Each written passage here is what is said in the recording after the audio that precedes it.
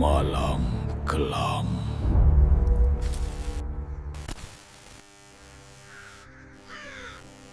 Dimulai ketika pagi masih gelap, saat udara dingin menusuk kulit dan embun masih menempel di dedaunan. Setiap hari, tanpa pernah absen sekalipun, Pak Rano bangun sebelum ayam berkokok.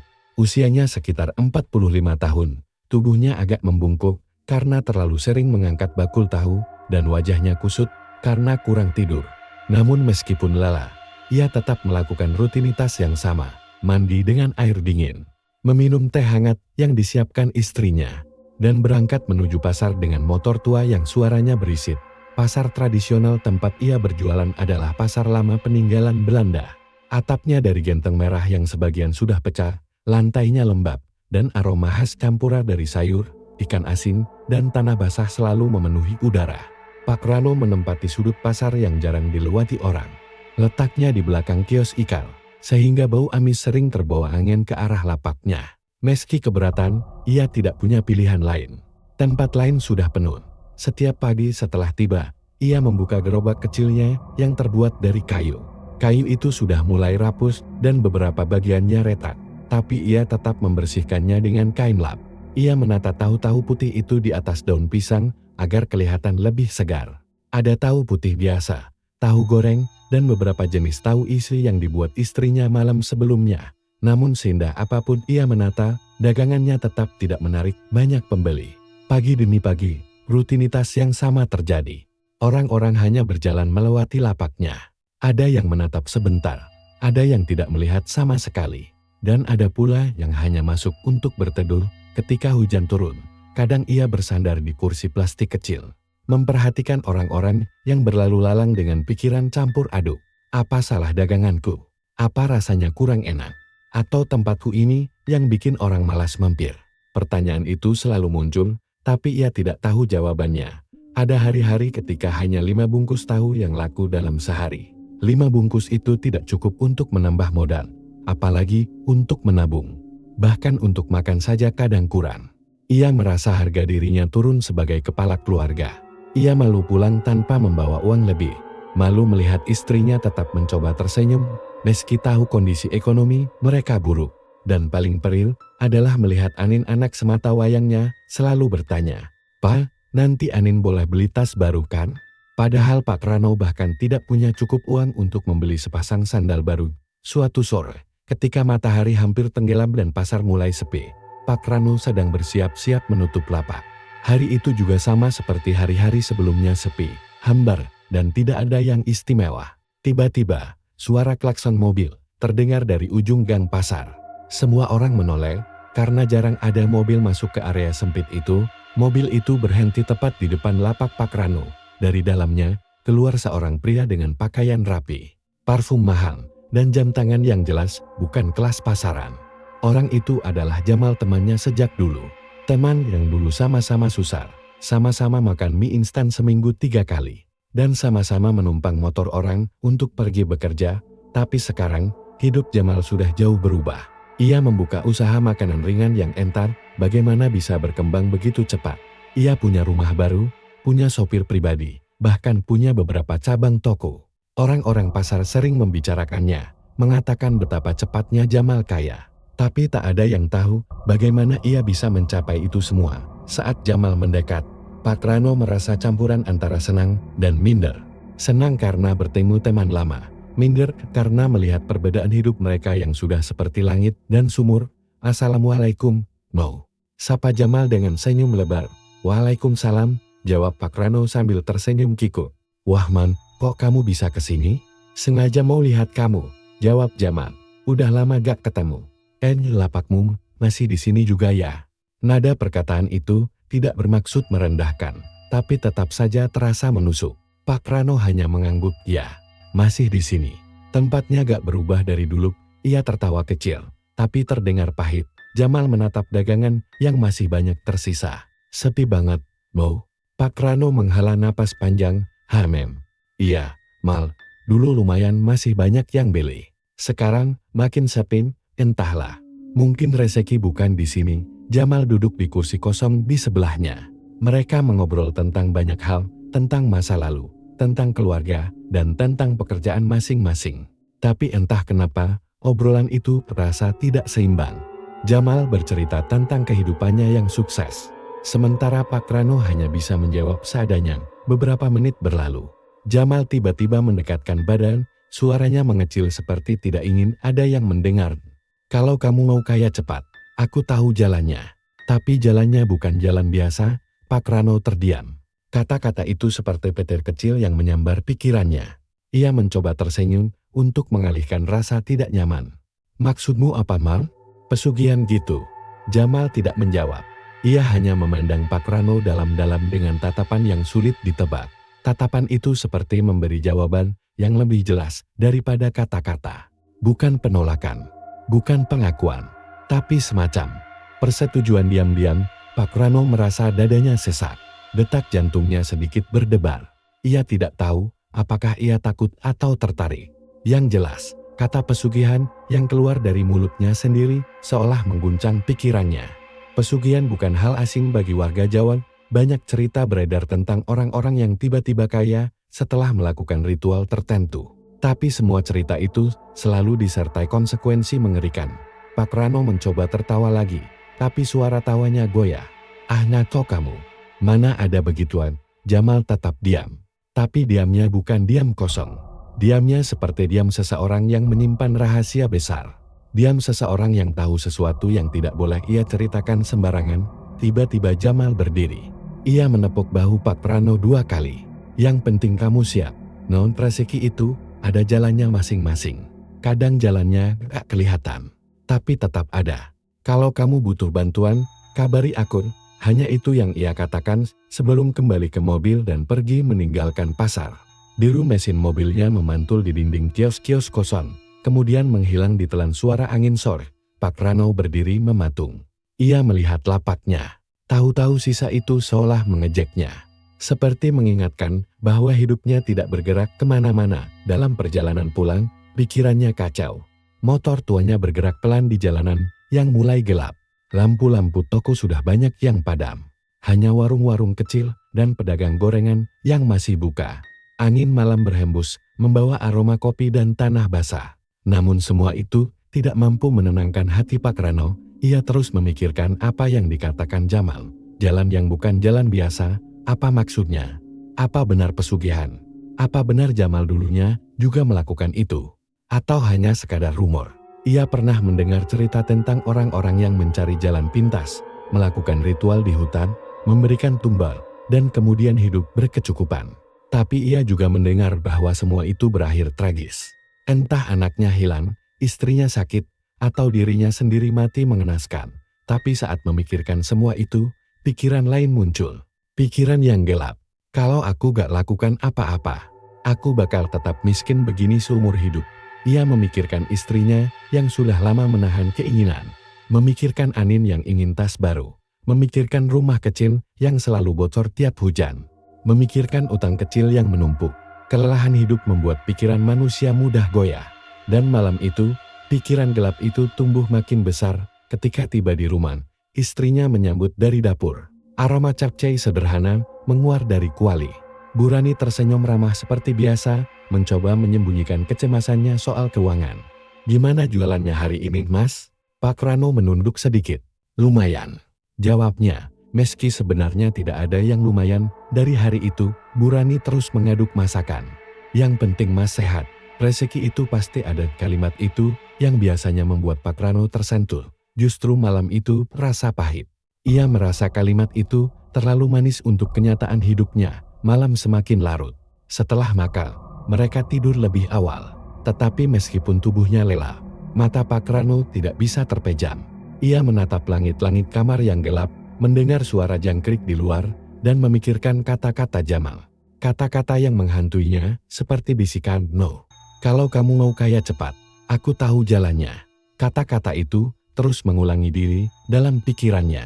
Setiap kali ia berusaha melupakannya, bisikan itu kembali muncul, semakin jelas dan semakin menarik. Ketika istrinya sudah tertidur pulas, Pak Rano berguling ke samping dan menghela napas panjang. Ia memejamkan mata, tapi justru perasaan kosong merayap ke dadanya. Perasaan seolah ia sedang berdiri di tepi jurang. Jurang yang gelap, dalam, dan tidak terlihat dasarnya.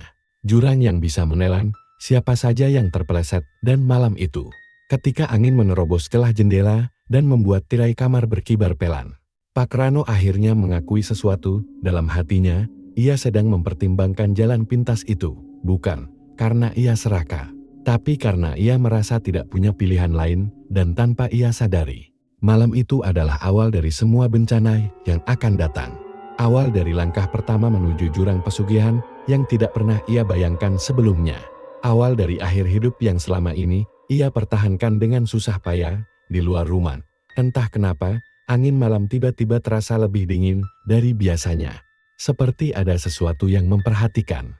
Seperti ada sesuatu yang menunggu keputusan Pak Rano. Keputusan yang akan mengubah seluruh hidupnya dan hidup keluarganya.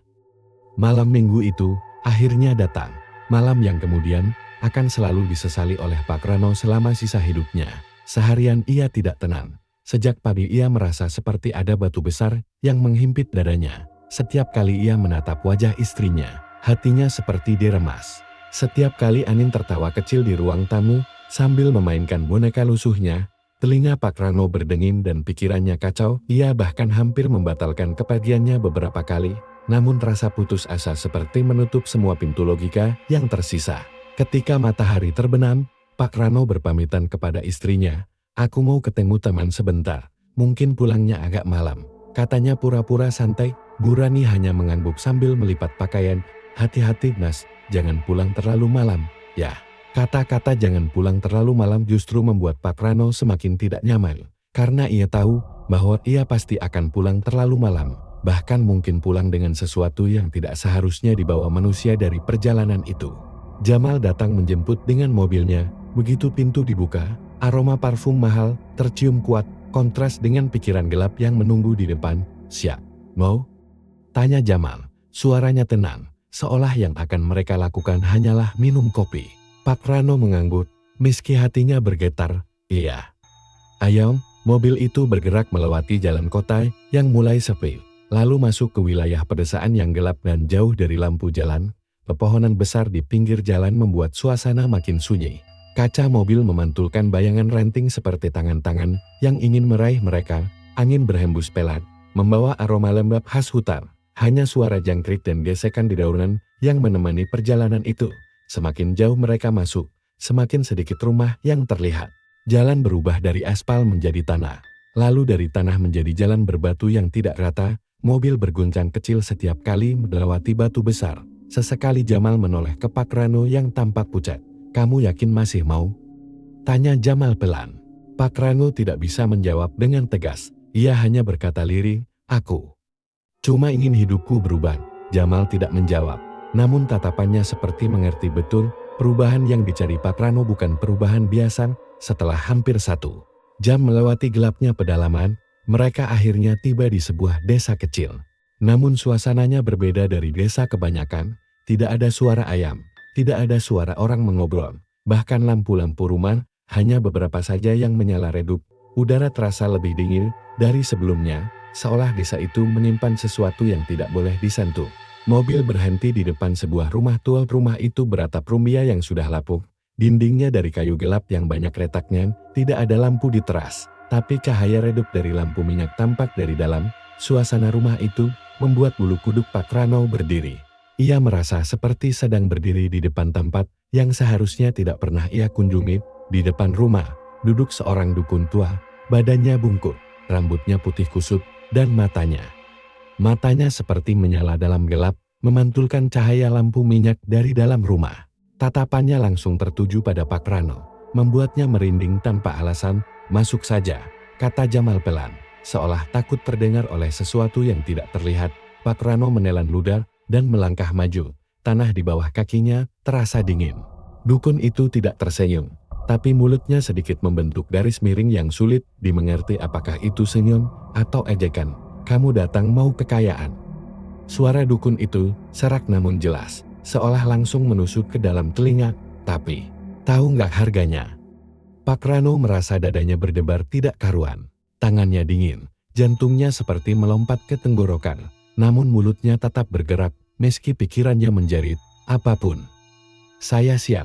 Seketika itu, angin malam terasa berubah. Udara yang semula dingin malah terasa lebih berat. Seakan ada sesuatu yang bergerak di sekitar mereka. Dukun tua itu menatap Pak Rano lama. Lalu tiba-tiba ia tersenyum. Senyum aneh. Senyum yang membuat tengkuk Pak Rano basah oleh keringat dingin. Kekayaanmu dimulai setelah kau memberikan tumbal darah dari keturunanmu sendiri. Ucapan itu membuat kaki Pak Rano rasanya mau tumbang. Tumbal darah keturunan. Itu berarti Anin, satu-satunya anak yang ia miliki, anak yang selalu memanggilnya, Papa Hebat. Anak yang setiap malam memeluknya sambil berkata bahwa ia ingin jadi seperti papanya ketika besar nanti.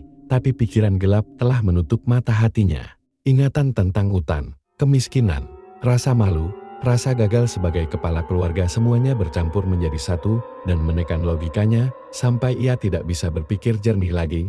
Ia merasa seolah hanya ada dua pilihan, kaya atau terus hidup dalam siklus kemiskinan yang tidak pernah berakhir.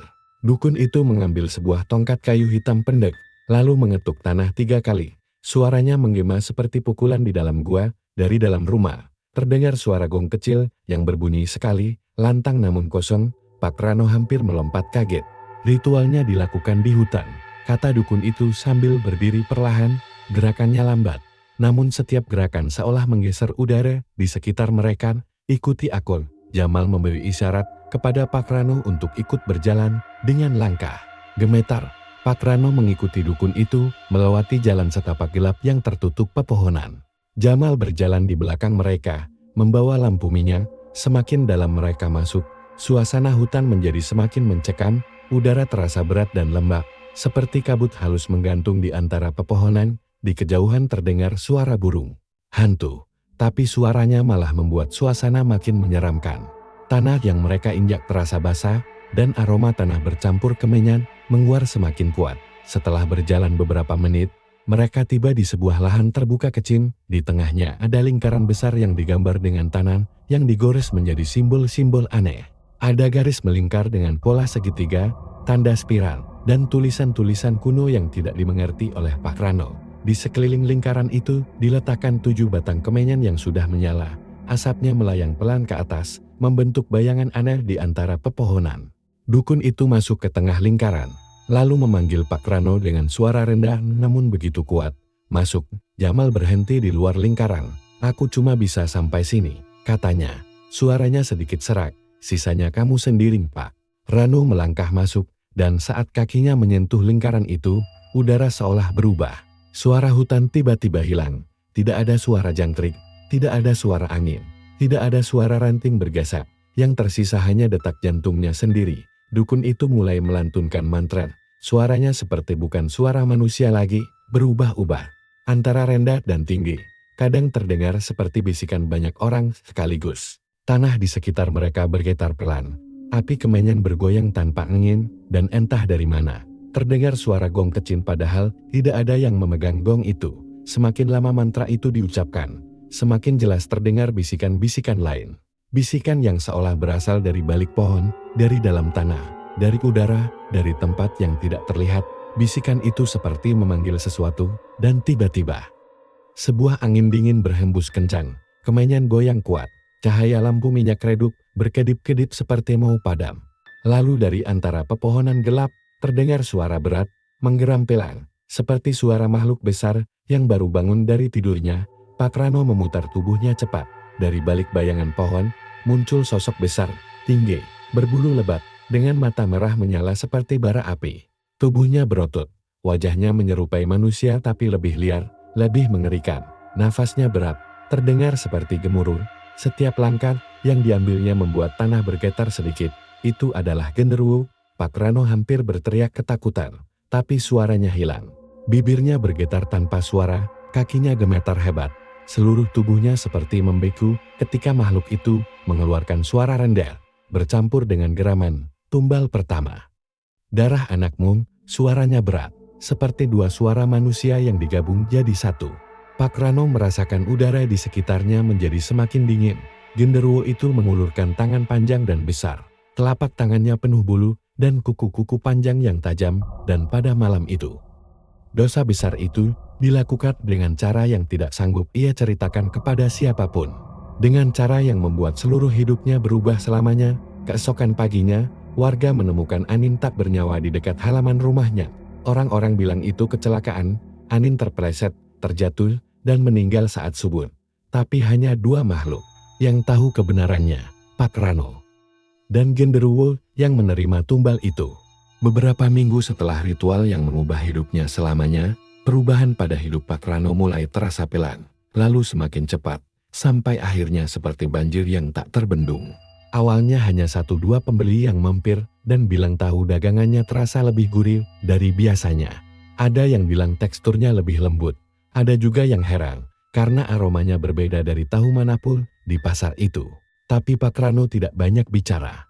Ia hanya tersenyum kecil sambil menunduk, seolah rasa itu hanyalah hasil dari resep baru. Padahal ia tahu betul alasan sebenarnya. Setiap kali ia membuka lapak paginya, entah dari mana, orang-orang berdatangan. Beberapa ibu-ibu rela menunggu sambil berdiri meski lapak lain sedang sepi. Bahkan ada yang sampai berdebat karena takut kehabisan. Tiba-tiba, pasar itu seperti hanya punya satu penjual tahu, Pak Rano. Ada rumor yang beredar pelan tahu Pak Rano pakai penglaris, kata sebagian pedagang lain dengan nada iri. Tapi tak ada yang bisa membuktikan. Dan pembeli jelas tidak peduli, karena yang penting bagi mereka hanyalah rasanya yang selalu membuat mereka kembali lagi. Dalam beberapa bulan saja, dagangan yang dulu cuma habis 5 bungkus, kini bisa habis 50. Dalam setahun, Pak Rano membeli rumah baru di kawasan yang jauh lebih mewah dari lingkungan lamanya. Rumah itu berlantai 2, dicat putih bersih dengan pagar hitam tinggi. Mobil Avanza hitam dulu jadi barang mewah yang ia impikan. Sekarang, ia punya 2, satu untuk keluarga, satu lagi untuk dirinya sendiri. Tak hanya itu, perhiasan untuk Burani terus berdatangan kalung, cincin, gelang emas, tas mahal, bahkan furnitur baru. Burani seperti hidup dalam mimpi yang selama ini ia pertahankan dalam pikirannya. Setiap pagi ia bangun dengan wajah berseri, karena tidak perlu lagi memikirkan uang belanja. Ia suka mengunggah foto rumah dan perhiasan barunya. Kaptennya panjang, penuh pujian untuk suaminya. Tapi makin lama, ada nada berbeda dalam sikapnya, nada yang terdengar angkuh. Seolah dunia sekarang ada di bawah kakinya, di tengah semua ini. Hanya Pak Rano sendiri yang tahu bahwa kekayaan itu memiliki batas waktu. Setiap malam, bayangan ritual itu kembali menghantui pikirannya. Ia tidak bisa melupakan suara Genderuwo yang berat dan serak, juga tatapan matanya yang merah seperti bara, dan terutama pesan sang dukun, setiap tahun harus ada tumbal baru. Kalau tidak, kau tahu akibatnya. Genderuwo tidak pernah lupa janji. Kata-kata itu bergema seperti kutukan yang terus menguntit di setiap sudut pikirannya. Tahun pertama berjalan lancar. Tumbal pertama menghilangnya seorang pemuda pasar yang dipilih Pak Rano setelah ia memberinya uang sebagai bonus, hanya dianggap sebagai orang kabur merantau. Tidak ada kecurigaan. Tahun kedua hingga tahun ke-7 sama saja. Semua korban selalu ia pilih dengan hati-hati. Pak Rano selalu memastikan orang-orang itu bukan orang yang akan dicari banyak orang. Atau setidaknya, memiliki alasan untuk hilang. Setiap malam usai tumbal diberikan, Pak Rano selalu terbangun dengan keringat dingin. Tapi setiap pagi, ketika melihat uang yang semakin menggunung, suara hatinya selalu pelan, ini semua demi keluarga. Demi masa depan, ia mencoba membenarkan setiap perbuatannya dengan alasan klasik yang terdengar sangat rapuh. Memasuki tahun ke-8, suasana rumah berubah. Bukan karena ada yang kurang, melainkan justru karena semuanya terlalu berlebihan. Burani semakin sombong. Ia sering meremehkan orang lain, menganggap tetangga sebagai kelas bawah. Ia suka sekali menertawakan mereka yang masih berjualan dengan gerobak tua, seolah ia lupa bahwa dulu suaminya sama saja. Bahkan Pak Rano sempat mendengar Burani mengejek pedagang lain ketika pergi ke pasar. Kasihan dia mereka itu. Jualan dari subuh, tapi tetap miskin, ucapnya sambil tersenyum sinis. Pak Rano yang berjalan di belakangnya hanya diam. Ia merinding mendengar ucapan itu. Tidak semua orang tahu, tapi di dunia pesugihan, sikap sombong seringkali memicu malapetaka. Banyak pantangan yang diam-diam harus dipatuhi. Dukun pernah bilang padanya bahwa jin pesugihan tidak suka manusia yang terlalu angkuh. Kesombongan dianggap sebagai bentuk tantangan, seperti manusia lupa bahwa kekayaannya bukan hasil kerja keras, melainkan hasil perjanjian kotor. Tetapi Burani tidak tahu. Dan Pak Rano terlalu takut untuk menjelaskan. Ia hanya bisa mengawasi istrinya dari jauh, berharap istrinya bisa menurunkan egonya. Tetapi setiap hari, sikap Burani semakin menjadi. Bahkan terhadap Pak Rano sendiri, ia mulai bicara seenaknya. Ia sering menyuruh suaminya membeli barang-barang mahal yang bahkan Pak Rano sendiri tidak mengerti fungsinya. Suatu malam, ketika mereka sedang makan malam, Burani tiba-tiba berkata, "Kamu jangan terlalu pelit sama aku. Ran, kamu lihat dong temen-temenku. Mereka itu belanja tiap minggu. Aku masa enggak boleh?" Pak Rano hanya bisa menelan ludah. Ia tidak lagi takut soal uang. Yang ia takutkan adalah sesuatu yang jauh lebih gelap. Tahun ke-8. Tahun ini, tahun paling berbahaya. Setiap pesugihan memiliki siklus. Tahun ke-6 biasanya mulai terasa hal aneh. Tahun ke-7 mulai ada tanda-tanda. Dan tahun ke-8 adalah tahun penagihan sejati. Jin pesugihan akan memilih tumbalnya sendiri. Jika manusia yang terikat perjanjian tidak memberikan tumbal secara tepat, dukun dulu pernah berkata, tahun ke-8 itu bukan tahun biasa. Genderuwo akan mengambil apa yang paling dekat denganmu. Setiap kali Pak Rano mengingat kalimat itu, ia langsung memandangi istrinya lama-lama. Ia tahu, Burani adalah yang paling dekat dengannya sekarang. Tapi ia tidak berani mengatakan apapun. Bagaimana mungkin ia menjelaskan bahwa istrinya sedang berada di ujung maut? Istrinya bahkan tidak percaya hal-hal gaib hingga suatu malam. Pantangan itu dilanggar. Ada sebuah peraturan yang tidak boleh dilakukan siapapun di rumah itu. Terutama oleh keluarga pelaku pesugihan, tidak boleh bercermin di tengah malam saat bulan gelap. Burani tidak tahu. Ia tidak peduli bulan sedang apa. Yang ia tahu hanyalah ia ingin mencoba gaun barunya. Malam itu, tepat pukul 12, ia berdiri di depan cermin besar di kamarnya. Lampu kamar sedikit temaram, sementara jendela terbuka. Angin masuk membawa hawa dingin yang aneh. Pak Rano saat itu tertidur pulas di ruang tamu karena kelelahan. Ia tidak pernah menyangka istrinya sedang bermain-main dengan garis tipis antara dunia manusia dan dunia jin. Saat Burani berdiri di depan cermin sambil memutar tubuh, ia mendapati sesuatu yang aneh. Bayangannya tidak bergerak secepat dirinya. Waktu ia mengerlingkan mata, bayangan itu terlambat sepersekian detik. Waktu ia mengangkat dagunya sedikit, bayangan itu tetap menatap lurus ke arahnya. Burani mengernyit. Ia pikir itu hanya halusinasi karena lampu redup. Ia mendekat, memegang kaca yang dingin seperti es glow. Kok aneh banget. Saat ia mendekatkan wajahnya, bayangan dalam cermin itu perlahan tersenyum. Senyum yang bukan milik Burani, senyum lebar, janggal, seolah pipinya ditarik paksa. Bibirnya menipis seperti sobekal, dan dari celah itu tampak gigi besar dan gelap. Burani mundur seketika, napasnya terhenti. Jantungnya berdegup kencang. Astagfirullah, apaan itu? Namun sebelum ia sempat memanggil suaminya, dari dalam cermin terdengar suara napas berat, sangat berat, seperti suara binatang besar yang sedang marah. Udara di ruangan tiba-tiba mengental, dingin menyelimuti tubuhnya. Bayangan itu perlahan mengangkat tangan. Bukan tangan manusia, tangannya dipenuhi bulu hitam lebat, kukunya runcing seperti cakar. Lalu tiba-tiba, tangan itu keluar dari cermin. Keluar, benar-benar keluar. Burani menjerit, tapi jeritannya tercekat di tenggorokan karena cakaran besar itu sudah membungkam mulutnya. Ia ditarik dengan kekuatan yang tidak bisa ia lawan. Kakinya menghantam lantai, suara kuku tangannya menggesek kayu lantai. Namun tidak ada yang bisa ia lakukan. Tubuhnya digeret mendekati cermin. Seolah cermin itu berubah menjadi pintu ke kegelapan, cermin itu bergetar. Retak di bagian tengah, seperti permukaan air yang dipaksa menahan sesuatu besar.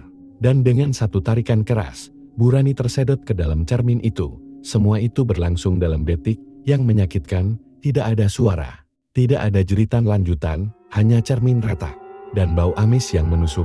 Ketika Pak Rano terbangun oleh suara retakan yang samar, ia berlari naik ke kamar. Dan saat ia membuka pintu, ia melihat cermin besar itu dengan retakan panjang menganga seperti mulut. Gaun merah yang dipakai istrinya tergeletak di lantai. Tapi istrinya tidak ada. Pak Rano memanggil-manggil istrinya dengan suara bergetar. Tapi tidak ada jawaban. Seolah seluruh ruangan telah menelan kehadirannya. Ia meraba cermin itu dan merasakan hawa dingin yang aneh. Seperti sentuhan makhluk yang tidak berasal dari dunia manusia. Ia langsung jatuh terduduk. Air matanya menetes pelan. Di dalam dadanya, ada rasa sesal yang menumpuk. Tetapi ia sudah terlalu terlambat, ia tahu.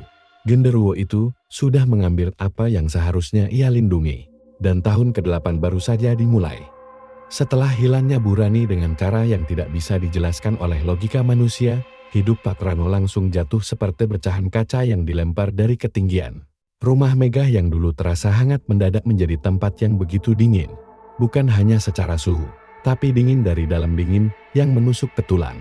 Dingin yang seperti ditimbun bersama rasa bersalah dan ketakutan yang tak kunjung hilang. Malam pertama, setelah istrinya hilang menjadi awal dari teror panjang. Ketika Pak Rano menutup mata sejenak di sofa ruang tamu, ia mendengar suara langkah berat di atas plafon rumah. Langkah itu pelan, tapi terasa jelas. Setiap dentumannya terdengar seperti makhluk besar sedang berjalan perlahan, seolah mengukur ruangan, mencari sesuatu. Mungkin mencari dirinya. Tok, tok, tok. Suara itu tidak seperti manusia. Langkahnya terlalu berat, terlalu dalam. Langkah itu bergerak dari ujung ke ujung, kadang berhenti tepat di atas posisinya. Pak Rano menatap langit-langit dengan napas tercekat, tubuhnya membeku. Tapi suara itu tidak berhenti. Justru semakin jelas, seolah makhluk di atas langit-langit tahu ia sedang mendengarkan, dan ketika ia mencoba bangun, suara itu berhenti, hening, seakan makhluk itu sedang menunduk, mengamati, menunggu. Ketika Pak Rano akhirnya memaksa dirinya berlari ke kamar, langkah itu kembali terdengar, kali ini lebih cepat. Seperti makhluk itu mengikuti gerakannya. Tok tok tok tok tok. Pak Rano menutup pintu kamar dengan tubuh gemetar. Memeluk dirinya sendiri sambil menahan napas. Ia tahu, sejak istrinya hilang, perjanjian itu mulai retak.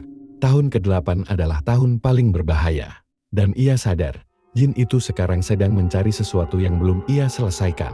Tumbal terakhir, tumbal tahun ke-8, suara langkah itu berlangsung berjam-jam. Sampai dini hari, saat ayam pertama berkokok, suara itu menghilang. Tapi bukan berarti teror selesai. Justru itu baru permulaan keesokan paginya. Rumah itu tidak lagi terasa seperti rumah manusia. Tanpa kehadiran Burani, rumah itu tiba-tiba menjadi tempat asing yang tidak punya jiwa. Tirai bergoyang pelan meski angin tidak masuk. Suara berbisik terdengar seperti datang dari dinding. Dan setiap kali Pak Rano mencoba duduk di ruang tamu, ia merasa seolah ada seseorang yang berdiri di belakangnya. Memperhatikan setiap gerakannya, ia mencoba tetap waras. Tapi suara-suara itu mulai masuk semakin dalam. Piring-piring tiba-tiba pecah sendiri di dapur. Gelas yang ia letakkan dengan hati-hati beberapa detik, kemudian terjatuh dan hancur seolah disentuh sesuatu. Di malam keempat, setelah hilangnya istrinya, suara tangisan anak kecil terdengar dari sudut rumah. Tepat dari kamar Ani yang sudah lama ia kunci, suara tangis itu lirih. Seperti anak kecil yang sedang ketakutan, kadang diselingi suara tersedak. Suara itu membuat bulu kuduknya berdiri. Anin sudah meninggal, dan ia tahu betul bagaimana caranya. Tapi suara itu benar-benar suara anak perempuannya. Pak Rano memaksa dirinya untuk tidak membuka pintu kamar itu. Ia tahu, suara itu bukan suara manusia. Itu adalah suara yang dipakai makhluk itu untuk memanggilnya, memikatnya, menghancurkan mentalnya pelan-pelan. Setiap malam tangisan itu makin jelas. Kadang bersamaan dengan suara langkah berat. Kadang bersamaan dengan suara bisikan serak yang ia kenal. Suara makhluk yang membuat seluruh hidupnya hancur sejak malam ritual itu. Tahun ke-8. Tumbal tidak lengkap. Bisikan itu bergetar, dalam, dan seolah berasal dari perut bumi. Setiap kali suara itu datang, udara di ruangan menjadi berat seperti kabut yang tak terlihat. Pak Rano tidak kuat tinggal di rumah itu lagi. Ia memutuskan untuk pergi. Pergi sejauh mungkin dari rumah itu, dari pasar itu, dari semua kenangan yang membuatnya terperangkap. Ia mengemasi barang-barang secukupnya dan memutuskan tinggal di rumah kerabat di desa lain selama beberapa hari. Tapi ia segera menyadari bahwa tidak ada tempat yang bisa membuatnya aman di desa tempat ia mengungsi. Suara langkah itu tetap terdengar di malam hari. Tidak sepenuhnya sama, tapi terasa identik. Seperti makhluk itu membuntutinya. Ketika ia bangun di pagi hari, ada bekas tangan besar dengan jejak tanah hitam di jendela kamarnya. Tanda seperti telapak makhluk yang bertulang besar dan berbulu. Bekas itu tidak hilang meski ia mengusapnya berkali-kali. Di malam lain, suara napas berat terdengar dari balik pintu kamar. Suara itu perlahan semakin dekat, seolah makhluk itu merayap di sepanjang lorong. Ketika Pak Rano memegang gagang pintunya dengan tangan gemetar, ia mendengar suara itu tepat di depannya. Seperti makhluk itu sedang menempelkan wajahnya pada pintu, menghirup aroma ketakutannya. Napas itu sangat dekat, sangat nyata. Pak Rano langsung berlari ke pojok kamar, menutup telinganya dengan kedua tangan. Tetapi suara itu semakin keras. Lalu suara itu berbicara, tumbal belum lunas. Giliranmu. Pak Rano menjerit tanpa suara. Perutnya mual, tubuhnya seperti kehilangan tenaga hidup. Ia merasa benar-benar terpojok, bukan hanya secara fisik, tapi mental. Ia mencoba pindah ke desa lain. Tapi tetap saja, apapun yang ia lakukan, makhluk itu selalu menemukan dirinya. Bahkan ketika ia mencoba tidur di rumah teman, teror yang sama datang. Ketika ia tidur di musola desa sambil berharap keberkahan tempat ibadah bisa melindunginya. Suara napas berat itu tetap terdengar dari luar jendela. Makhluk itu mengikuti aroma jiwanya, dan ia tahu tidak ada yang lebih menggoda bagi jin pesugihan selain jiwa manusia yang sudah menandatangani perjanjian. Jiwa yang sudah setengah busuk oleh dosa. Jiwa yang sudah patah. Ketakutan Pak Rano semakin menjadi ketika ia kembali ke pasar. Dagangan tahunya tiba-tiba membusuk dalam hitungan menit. Pembeli yang awalnya senang dengan tahu buatannya, kini menghindarinya. Ada ibu-ibu yang baru mendekat ke lapaknya, langsung mundur sambil berkata, "Aduh kok hawanya beda ya dari tadi dekat sini." Ada juga yang berkata lirih, kayaknya dia bawa sesuatu yang berat serem. Tiap orang yang lewat seperti langsung merasakan aura gelap yang menempel padanya. Bahkan pedagang lain tidak ada yang mau menatap matanya. Mereka hanya melirik dari jauh, membicarakannya dengan suara pelan. Ada yang bilang tubuh Pak Rano seperti membawa bayangan hitam yang mengikuti. Ada yang pernah melihat sosok besar berdiri di belakangnya ketika ia sedang mengemas tahu. Meski Pak Rano sendirian, dari hari ke hari, lapaknya semakin sepi. Sampai pada titik di mana tidak ada satupun pembeli yang mau mendekat sekedar melihat tahu dagangannya. Semua itu membuat Pak Rano merasa semakin terpojok. Ia tidak hanya kehilangan istrinya, tapi juga kehilangan penghidupannya. Kehilangan kepercayaan masyarakat, dan yang lebih parah, kehilangan ketenangan jiwanya. Suatu malam, ketika bulan benar-benar gelap dan angin membawa hawa aneh seperti udara mati, Pak Rano memutuskan untuk tinggal di rumahnya kembali. Ia pikir, mungkin ia bisa bersembunyi di kamar, mengurung diri, dan berharap makhluk itu pergi. Tapi itu pemikiran yang sangat keliru. Malam itu menjadi malam tergelap dalam hidupnya. Ketika ia menutup pintu kamar, tiba-tiba seluruh lampu rumah padam. Gelap total menyelimuti setiap sudut rumah. Tidak ada suara angin, tidak ada suara jangkrik, tidak ada suara apapun kecuali satu, napas berat. Napas itu datang dari dalam kamar. Pak Rano langsung terpaku. Pelan, ia memutar tubuhnya ke arah suara itu. Tapi matanya hanya menemukan kegelapan pekat. Bau amis mulai memenuhi ruangan. Bau yang sama seperti ketika istrinya hilang. Ketika matanya mencoba menyesuaikan diri dengan kegelapan, ia melihat sesuatu bergerak di pojok kamar. Bukan manusia. Sesuatu yang besar, sangat besar, sedang membungkuk. Mata merah itu muncul duluan. Dua bola mata yang tidak pernah ia lupa sejak malam ritual pertama. Mata yang dipenuhi kebencian, kelaparan, dan kepemilikan. Mata yang mengklaim jiwa-jiwa yang sudah masuk ke perjanjiannya. Dalam hitungan detik, sosok itu menegakkan tubuhnya. Tubuh besar berotot, rambut hitam panjang yang menjuntai sampai lantai. Kulit legam, taring panjang menguning, dan dada bidang yang bergerak naik turun setiap kali ia menghirup napas. Genderuwo itu muncul dengan bentuk yang lebih besar dari sebelumnya. Lebih nyata, lebih haus tumbal. Giliranmu. Suara itu menggema, menggetarkan udara. Tubuh Pak Rano melemas. Ia tidak sempat berlari, tidak sempat berteriak. Dalam sekejap, makhluk itu menerjangnya. Menarik tubuhnya dengan tangan besar berbulu. Semua itu terjadi sangat cepat, dalam hitungan detik. Pak Rano ditarik keluar dari dunia manusia. Tidak ada yang tahu bagaimana ia mati. Tidak ada darah, tidak ada jejak, tidak ada tanda-tanda perlawanan. Besoknya, warga menemukan rumah itu dalam keadaan semua pintu terbuka. Tirai tertiup angin, meja terbalik, dan bau anyir yang menyengat seolah sesuatu yang busuk baru saja diseret keluar, dan tidak ada siapapun di dalamnya. Tidak ada yang pernah melihat Pak Rano lagi, tidak ada yang benar-benar tahu bahwa malam itu Makhluk pesugihan akhirnya menagih jiwa yang sudah waktunya diambil. Ketika Pak Rano sadar dari kegelapan yang menelannya, hal pertama yang ia rasakan adalah dingin. Dingin yang bukan seperti angin malam atau air es, tapi dingin yang seolah berasal dari dalam tulang, merambat ke seluruh tubuh, membuatnya sulit bernapas. Sekelilingnya gelap, begitu gelap sampai ia tak bisa melihat jarinya sendiri. Namun ada satu hal yang jelas, kabut hitam yang bergerak pelan, berputar-putar seperti punya nyawa sendiri. Kabut itu tidak hanya menutupi pandangan, tapi juga seolah masuk ke hidung dan tenggorokannya, membuatnya batuk dan matanya pedih. Suara-suara mulai terdengar. Suara jeritan. Bukan satu, tapi puluhan. Mungkin ratusan. Jeritan panjang, putus asa, seperti berasal dari banyak arah sekaligus. Suara itu terdengar jauh namun dekat, menggema, berulang-ulang, seperti terjebak di lorong tanpa ujung. Sesekali terdengar suara tawa berat, suara makhluk besar menyatu dengan jeritan itu, membuat udara di sekitar Pak Rano semakin menegang. "Di mana aku?"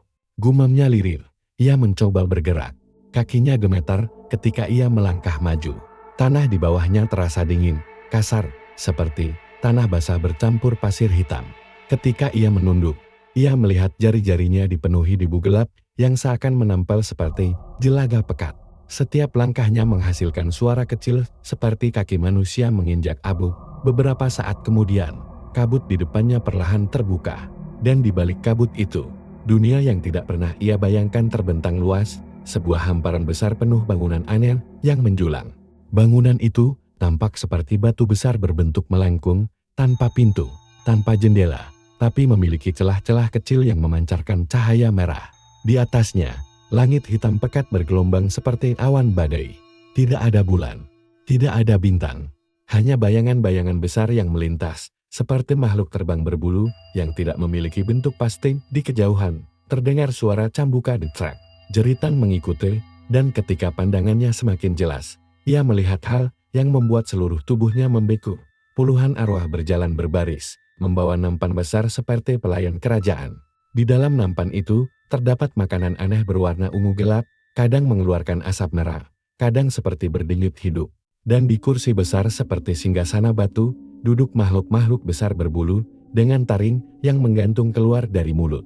Mereka tertawa keras, beberapa melempar sisa makanan dari nampan ke tanah.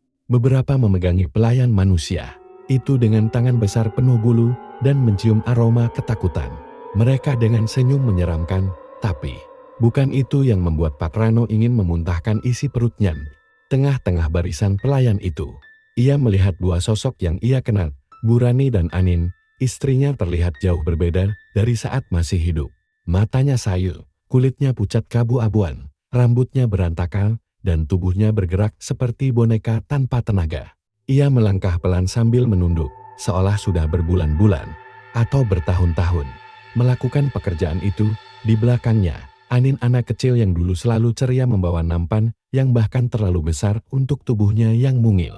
Setiap kali langkahnya goyah, cambuk api mendera punggungnya. Trak, jeritan kecilnya pecah di udara. "Papa sakit," katanya lirih sambil menangis. Tapi tidak ada satupun yang menghentikan cambuk itu. Pak Rano langsung berlari, atau setidaknya mencoba. Kakinya terasa berat, tapi ia memaksakan diri. Tubuhnya bergetar, air mata mengalir tanpa bisa ia tahan. Suaranya pecah. "Anin berani." Anin menoleh.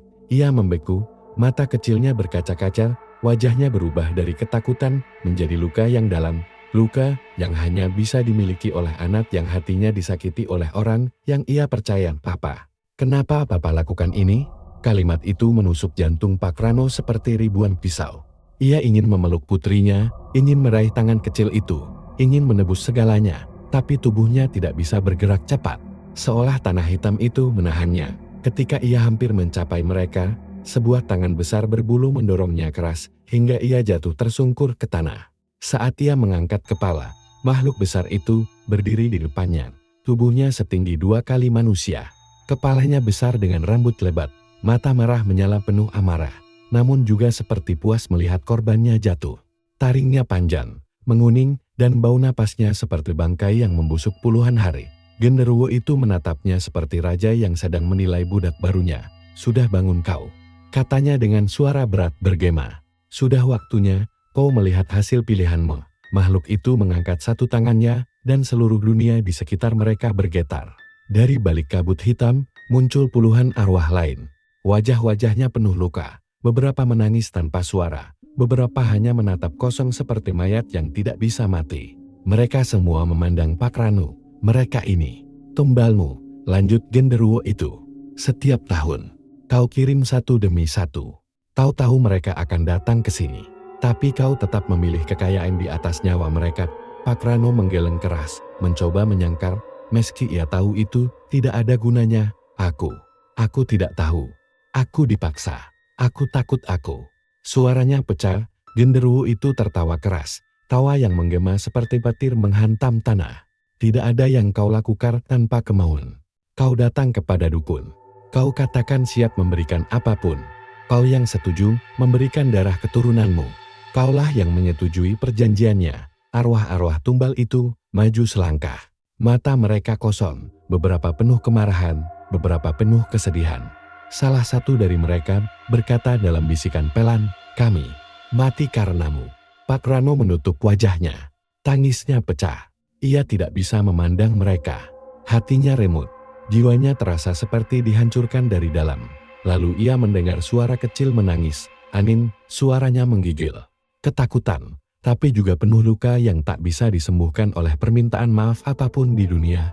Papa, kenapa Papa pilih mereka daripada aku? Pak Rano ingin mati.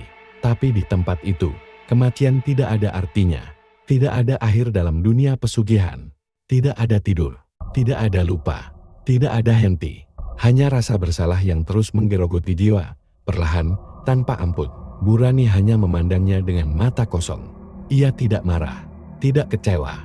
Justru itu yang paling menyakitkan, karena ekspresi kosong itu menunjukkan bahwa hatinya sudah patah terlalu lama, terlalu dalam, dan tidak bisa diperbaiki. Genderuwo itu akhirnya duduk di singgasananya.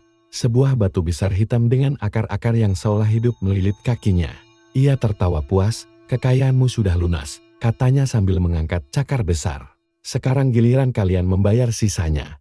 Selamanya, arwah-arwah tumbal itu kembali berjalan. Membawa nampan, mencuci mangkuk-mangkuk hitam, membersihkan lantai yang berlumuran darah pekat. Setiap langkah mereka disertai kambuk api yang menyambar punggung. Mereka tidak bisa berhenti, tidak bisa istirahat, tidak bisa menolak. Mereka hanya bisa bekerja selamanya. Pak Rano akhirnya dipaksa berdiri oleh tangan-tangan tak berbentuk yang mengikat tubuhnya. Mereka menyeretnya ke sebuah meja batu besar. Di atasnya, nampan-nampan kotor menumpuk, penuh cairan hitam yang lengket dan berbau busuk. "Mulai sekarang," kata genderuwo itu, "kau tidak hanya pelayan. Kau pemikul dosa. Kau akan membersihkan apa yang mereka makan, apa yang mereka buang, apa yang mereka muntahkan." Pak Rano menolak, menangis, memohon. Tapi tangan-tangan itu mendorongnya ke bawah, memaksa wajahnya dekat dengan nampan-nampan itu. Bau busuknya menusuk hidung, membuatnya muntah, tapi muntahannya malah dianggap pelanggaran. Crack. Cambuk api menghantam punggungnya. Jeritan Pak Rano menggema, bercampur dengan jeritan arwah lain. Tidak ada belas kasihan. Tidak ada waktu untuk berpikir. Arwah-arwah lain menghindari pandangannya. Mereka tahu tidak ada gunanya membantu. Mereka semua terjebak dalam nasib yang sama. Di sisi lain ruangan, Anin membersihkan lantai sambil menahan air mata. Burani mengangkat nampan besar. Tubuhnya bergetar karena lelah. Sesekali cambuk api menyambar mereka, dan Pak Rano hanya bisa melihat. Ia tidak bisa menolong, tidak bisa memeluk, tidak bisa meminta maaf, tidak bisa mengembalikan apapun. Ia dihancurkan oleh penyesalannya sendiri. Waktu berjalan tanpa arah. Mungkin hari, mungkin bulan, mungkin tahun. Tidak ada matahari, tidak ada bulan, tidak ada pagi atau malam. Di tempat itu, hanya ada rasa sakit yang tidak pernah berakhir. Pak Rano akhirnya benar-benar mengerti. Kekayaan cepat tidak pernah gratis. Pesugihan tidak pernah membawa bahagia. Semua yang datang instan pasti menuntut harga. Dan harga itu selalu jauh lebih mahal dari apa yang manusia kira. Di alam jin pesugihan, tidak ada kata selesai, tidak ada kata bebas, tidak ada kata ampuni. Yang ada hanya satu, bayar dengan jiwa, dengan rasa sakit, dengan penyesalan yang tidak akan pernah berhenti selamanya.